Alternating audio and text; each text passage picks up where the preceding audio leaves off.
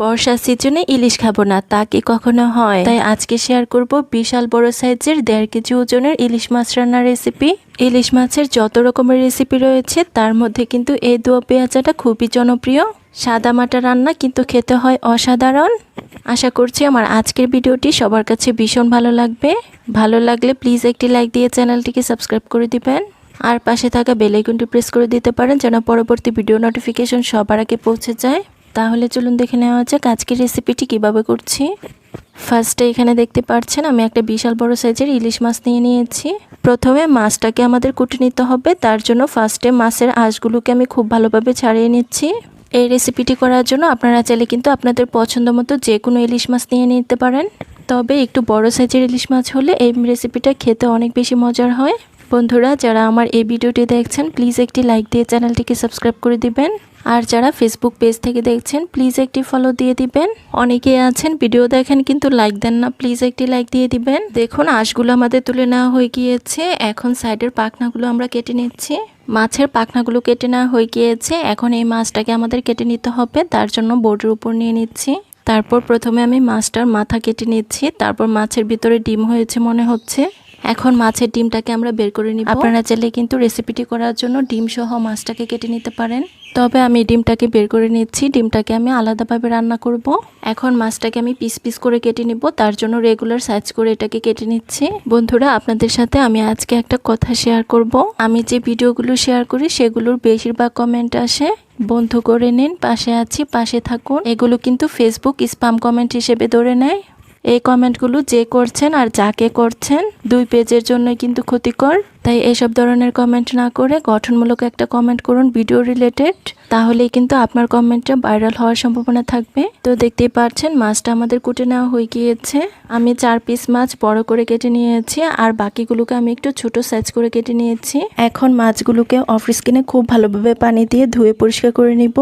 আমি মাছগুলোকে খুব ভালোভাবে ধুয়ে পরিষ্কার করে নিয়েছি। এখন কয়েক পিস মাছ আমি একটা প্লেটের মধ্যে নিয়ে নিচ্ছি। এখন মাছগুলোর মধ্যে যে অতিরিক্ত পানিটা রয়েছে এগুলোকে খুব ভালোভাবে একটা টিস্যু পেপারের সাহায্যে মুছে নিচ্ছি। তারপর অ্যাড করে দিচ্ছি 1/4 টিস্পুন হলুদের গুঁড়া, তারপর দিয়ে দিচ্ছি 1/4 টিস্পুন ধনিয়া গুঁড়া, তারপর দিয়ে দিচ্ছি স্বাদ অনুযায়ী লবণ। এখন আমি হাত দিয়ে এই গুঁড়ো মশলাগুলো খুব ভালোভাবে মাছের সাথে লাগিয়ে নিব। তো দেখতে পাচ্ছেন মাছের গায়ে গুঁড়ো মশলাগুলো আমাদের খুব ভালোভাবে লাগানো হয়ে গিয়েছে। এখন এই ম্যারিনেট করা মাছগুলোকে একটা পাশে রেখে দিব 5 মিনিটের জন্য। মাছের পিসগুলো এখানে রেস্টে থাক আর এই ফাঁকে আমরা রেসিপিটির জন্য বাকি উপকরণগুলো রেডি করে নিব। তার জন্য এখানে দেখুন আমি 3টা মিডিয়াম সাইজের পেঁয়াজ নিয়েছি। এখন এই পেঁয়াজগুলোকে একটা নাইফের সাহায্যে চিকন করে কেটে নিচ্ছি। আপনারা চাইলে কিন্তু এই কাজটি বটির সাহায্যেও করতে পারেন, কোনো অসুবিধা নেই। যেভাবেই করুন না কেন এই রেসিপিটির জন্য পেঁয়াজগুলো আমাদের একদম মিহিভাবে কুচি করে কেটে নিতে হবে। দেখুন পেঁয়াজগুলো আমাদের কেটে নেওয়া হয়ে গিয়েছে। এখন এই পেঁয়াজ কুচিগুলো একটা বাটির মধ্যে নিয়ে নিচ্ছি। এখন আমরা রেসিপিটা তৈরি করতে চলে যাব। তার জন্য এখানে দেখুন চুলায় একটা প্যান বসিয়ে দিয়েছি। এখন এই প্যানটার মধ্যে দিয়ে দিচ্ছি 1/4 কাপ রান্নার তেল। তেলটা খুব ভালোভাবে গরম হয়ে এলে এটার মধ্যে পেঁয়াজ কুচিগুলো দিয়ে দিব। তারপর হাতের সাহায্যে নেড়েচেড়ে এই পেঁয়াজ কুচিগুলো একটু লাল করে ভেজে নিব। তবে এখানে কিন্তু পেঁয়াজ কুচিগুলো একদমই পুড়িয়ে ফেলা যাবে না। যখনই পেঁয়াজ কুচিগুলো এরকম লাল হতে শুরু হবে তখন এটার মধ্যে দিয়ে দিচ্ছি 1 টেবিল চামচ আদা রসুন বাটা।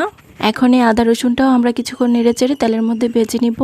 আদা রসুনের কাঁচা স্মেলটা যখন চলে যাবে এটার মধ্যে আমরা গুঁড়ো মশলা অ্যাড করে দিব। ফার্স্টে অ্যাড করে দিচ্ছি 1/4 টিস্পুন মরিচের গুঁড়া, 1/4 টিস্পুন ধনিয়া গুঁড়া, তারপরে অ্যাড করে দিচ্ছি 1/4 টিস্পুন হলুদের গুঁড়া আর সাথে অ্যাড করে দিচ্ছি স্বাদ অনুযায়ী লবণ।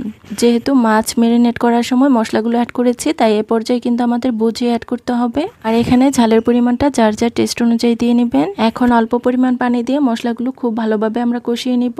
আমরা সবাই জানি মশলাটা যত ভালোভাবে কষানো হবে রান্নার টেস্টও কিন্তু ততটাই ভালো আসবে। তো দেখতেই পাচ্ছেন পানিটা শুকিয়ে মশলাটা খুব ভালোভাবে কষানো হয়ে গিয়েছে। এখন এটার মধ্যে আমি 1/2 কাপের মতো পানি দিয়ে দিচ্ছি।